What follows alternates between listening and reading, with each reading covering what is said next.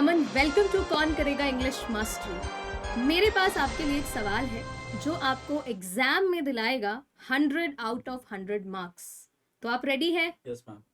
Alright, तो शुरू करते हैं। मान लीजिए कि आपको अपने फ्रेंड को अपनी वीकेंड एक्टिविटीज के बारे में बताना है जो ग्रामर और कॉन्टेक्स्ट के हिसाब से ये आइडिया बता रहा हो कि आप सैटरडे को बाजार गए थे। ऑप्शंस आपकी स्क्रीन पर ये रहे। ऑप्शन ए है I am going to the market on Saturday. Option B है I went to the market on Saturday. Option C है I have gone to the market on Saturday. और option D है I was going to the market on Saturday. तो अमन, आपके हिसाब से सही जवाब कौन सा है? मैम मेरे हिसाब से option number C, I have gone to the market on Saturday. Lock कर दिया जाए इसे? जी ma'am. Final? Yes ma'am, it's final. Computer ji, Aman के हिसाब से ऑप्शन सी लॉक कर दिया जाए। I am sorry Aman, but ये गलत जवाब है। सही जवाब था ऑप्शन बी।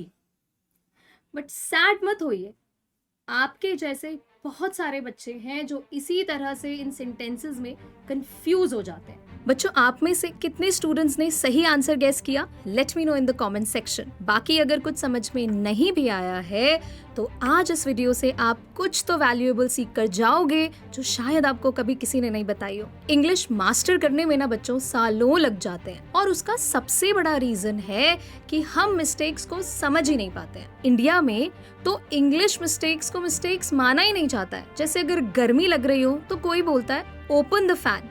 अरे भाई, टर्न ऑन द फैन या स्विच ऑन द फैन होता है। और ये सारी छोटी छोटी मिस्टेक्स ना आपकी इंग्लिश कम्युनिकेशन को पूरी तरह से रुइन कर देती है। इसीलिए ऐसा ना हो उसके लिए हम आज इस वीडियो में बात करेंगे कुछ कॉमन मिस्टेक्स के ऊपर जो हमारी कम्युनिकेशन स्किल्स को पूरी तरह से डैमेज कर रही हैं और हम इन पर काम करके अपनी इंग्लिश को बहुत बेटर बना सकते हैं। शुरू करते हैं और बात करते हैं मिस्टेक नंबर 1 की। सबसे पहला और बड़ा रीजन है हमारी ग्रामेटिकल मिस्टेक्स। हमारा अगर ग्रामर का कॉन्सेप्ट ही बिल्कुल जीरो है तो हम लोग अपने सेंटेंस का स्ट्रक्चर ही ठीक से फॉर्म नहीं कर पाते हैं। यूजुअली जो सबसे ज्यादा ग्रामेटिकल मिस्टेक्स देखी गई हैं वो देखी गई हैं टॉपिक्स में, जैसे कि verbs, tenses, subject verb agreement, prepositions, articles etcetera. और आपने शुरू में अमन को भी सेम मिस्टेक करते हुए देखा था जो वर्ब टेंसेस में कंफ्यूज हुआ और इसी वजह से शायद चारों ऑप्शंस में कंफ्यूज हो गया, रिजल्टिंग कि उसने एक गलत आंसर दिया। ऐसे ही बच्चे अक्सर सब्जेक्ट वर्ब में गलती कर देते हैं। जैसे कोई कहता है she go to school every day, but होता क्या है she goes to school every day. ये छोटी छोटी गलतियां ना सेंटेंस के फ्लो को पूरी तरह से तोड़ देती है और हमारे मैसेज को क्लियरली कन्वे ही नहीं कर पाती है, जिससे अक्सर समझने वाले को टाइम का भी कंफ्यूजन होता है कि एग्जैक्टली किस सिचुएशन में, किस टेंस में हम उस बात को कन्वे कर रहे हैं। प्रेपोजिशंस एंड आर्टिकल्स की मिस्टेक्स तो इतनी कॉमन है कि टीचर्स को ही अब इग्नोर करना पड़ता है, वरना हर एक सेंटेंस में 1-2 prepositions and articles related mistakes तो मिल ही जाती हैं। अब राइटिंग में तो ये सारी चीजें फिक्स हो जाती हैं, बट जब बात आती है बोलने की तो वहां पर हम बहुत ज्यादा गड़बड़ कर देते हैं। ये सब बेसिक्स हमें सीखने बहुत जरूरी है, क्योंकि बिना फाउंडेशन के तो कोई भी बिल्डिंग रेडी नहीं होती है। तो अगर बेसिक ग्रामेटिकल कॉन्सेप्ट्स ही क्लियर नहीं है तो हम कैसे एक्सपेक्ट कर रहे हैं एक अच्छे सेंटेंस की? पहला स्टेप ये है कि आप बिल्कुल जीरो यानी कि बेसिक से अपनी ग्रामर को ठीक करेंगे। अब बात करते हैं मिस्टेक नंबर 2 की। कुछ बच्चे ग्रामर पर इतना ओवर फोकस करने लगते हैं कि बोलते वक्त बिल्कुल पैरालाइज्ड फील करते हैं। उन्हें ऐसा लगता है कि हमारी स्पीकिंग स्किल्स टोटली ग्रामर पर डिपेंड करती है। ऐसा बिल्कुल भी नहीं है। देखो, नो डाउट कि grammar rules are important for your sentence structure, लेकिन अगर आप इतना ज्यादा उनकी टेक्निकलिटीज को फॉलो करोगे तो आप अपने मैसेज को ही कन्वे नहीं कर पाओगे और जो बात आपको अपने बेसिक कीवर्ड से बोलनी है वो ग्रामर के स्ट्रक्चर में ही फंसकर रह जाती है। अब बेस्ट ये है कि आप इंग्लिश के कंटेंट को कंज्यूम करना शुरू करो। आप इंग्लिश स्टोरीज पढ़ सकते हैं, बुक्स पढ़ सकते हैं, इंग्लिश मूवीज देख सकते हो। इनफैक्ट आप इंग्लिश सॉन्ग्स सुनकर भी अपने इंग्लिश को नॉर्मली अपने एनवायरनमेंट से कंज्यूम कर सकते हो, जो आपको नेचुरली कुछ स्ट्रक्चर्स, कुछ एक्सप्रेशन सीखने में हेल्प करेगा। अच्छा, ये सब करने के बाद भी ना हो सकता है कि आप इजीली कम्युनिकेट ना कर पाओ, और उसका रीजन पता है क्या है? Communication skills. बिना प्रैक्टिस के, बिना किसी से बात किए आप सिर्फ रूल्स, सिर्फ सेंटेंस स्ट्रक्चर की मदद से तो अपने कम्युनिकेशन स्किल्स को इम्प्रूव नहीं कर पाओगे। आपको अपने दिमाग में सब कुछ परफेक्ट बनाना आता है, लेकिन जब बात बोलने की आती है तो वहाँ पर सारी गड़बड़ हो जाती है। और इसका रीजन ये है कि आप अपनी कम्युनिकेशन स्किल्स को इग्नोर कर रहे हो। अगर आपको इंग्लिश में फ्लुएंट होना है तो कम्युनिकेशन स्किल्स के इन 4 पिलर्स को समझना होगा। सबसे पहला पिलर है कि आपको समझना है कॉन्टेक्स्ट। अब हर सिचुएशन में हम सेम एक्सप्रेशन तो यूज नहीं कर सकते। इनफॉर्मल सेटअप है तो वहाँ पर जो हमारी वोकैबुलरी होगी वो इनफॉर्मल होगी, और अगर कोई फॉर्मल सेटअप है वहाँ पर हमारे चॉइस ऑफ वर्ड्स, हमारे एक्सप्रेशंस, हमारे फ्रेजेस सब चेंज हो जाएंगे। तो कॉन्टेक्स्ट के ही हिसाब से हमें बोलना और समझना पड़ता है, तभी आप सिचुएशन के हिसाब से अपने आइडियाज को अच्छे से प्रेजेंट कर पाओगे। अगला पिलर है सिंप्लिसिटी। इट्स नॉट नेसेसरी कि हर बात को कन्वे करने के लिए आपको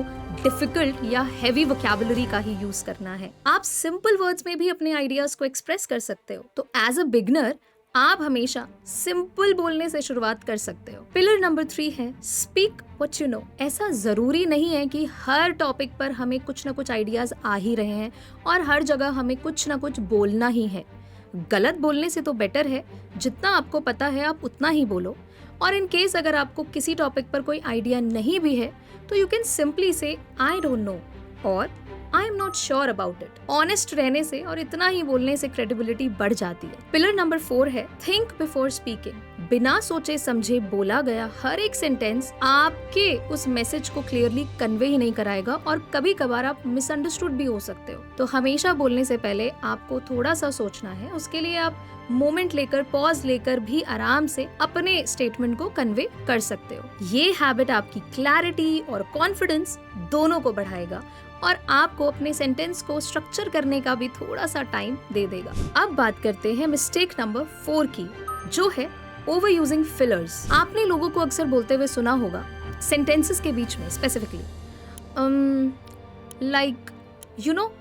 बहुत बार रेपिटेडली जब हम इन फिलर्स का यूज करते हैं अपनी बातों के बीच में तो ये हमारे मैसेज को ही ब्लर कर देता है और इससे भी हमारी कम्युनिकेशन स्किल्स रुइन हो जाती हैं। इन फिलर्स का यूज करने के पीछे ना 2 रीजंस हो सकते हैं। सबसे पहला तो या आप बहुत ज्यादा नर्वस हो या फिर आपके आइडियाज आप डेवलप नहीं कर पा रहे हो। इससे बचने का सबसे बेस्ट तरीका है कि अगर ऐसी कोई सिचुएशन क्रिएट भी हो जाती है, it's better to take a pause. आप उस पॉज में अपने आइडियाज को डेवलप कर सकते हो, जिससे आपकी नर्वसनेस भी छुप जाती है। और बहुत सारे थॉटफुल स्पीकर्स ये करते भी हैं। तो नेक्स्ट टाइम जब भी बोलने का मन हो, फिलर्स को रिप्लेस कर दो अच्छे डिसेंट पॉजेस से। इससे आपका मैसेज स्ट्रॉन्ग हो जाएगा और आपकी बात भी अच्छे से कन्वे हो जाएगी। अब बात करते हैं मिस्टेक नंबर 5 की, जो है हिंदी टू इंग्लिश ट्रांसलेशन। ये मिस्टेक तो सबसे बड़ी प्रॉब्लम क्रिएट करता है वाइल कम्युनिकेटिंग, कि आप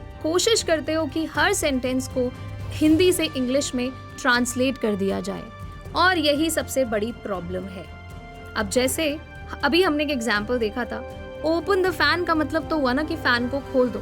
तो इस तरह से हम कभी भी अच्छे से इंग्लिश में कम्युनिकेट नहीं कर पाएंगे। तो इस प्रॉब्लम को सॉल्व करने का बेस्ट तरीका है कि आप उन कॉन्टेक्स्ट को इंग्लिश में ही क्रिएट करना शुरू कर दो। आपके दिमाग में सेंटेंसेस इंग्लिश में ही फ्रेम होने शुरू हो जाने चाहिए, तभी आप फ्लुएंट इंग्लिश बोल पाओगे, बिना ट्रांसलेशन की चिंता किए, बिना ग्रामर रूल्स के ट्रैप में फंसे। आप एक सिंपल एक्सरसाइज भी कर सकते हो। इसमें क्या करना है, आपको अपने डेली एक्टिविटीज को इंग्लिश में प्रेजेंट करना है, फिर चाहे आपके आसपास कोई सुनने वाला या बात करने वाला ना भी हो। फॉर एग्जाम्पल आप बोल सकते हो I am going to school, I am eating food, I am drinking water और समथिंग सिमिलर टू दैट। धीरे धीरे आपको इन्हें कॉम्प्लेक्स करते जाना है, नई वोकैबुलरी सीखनी है, और with in a span of around 2 to 3 months आप एक अच्छा डिफरेंस अपनी वोकैबुलरी में देखोगे, अपनी कम्युनिकेशन स्किल्स में देखोगे। हाँ, आपको डेली प्रैक्टिस करनी पड़ेगी। आज मैंने बोल दिया, कल आपने प्रैक्टिस की, तो तो परसों ही रिजल्ट नहीं आएगा। थिंग्स टेक टाइम, है ना। Rome wasn't built in a day. तो यहाँ पर भी आपको अपनी प्रैक्टिस को अच्छे से कंटिन्यू करना है। अब आपसे कौन सी गलती सबसे ज़्यादा होती है मुझे कमेंट्स में बता दो। और वीडियो अगर अच्छी लगी है तो लाइक ज़रूर करना और चैनल को सब्सक्राइब करना मत भूलना। मिलते हैं अगले वीडियो में।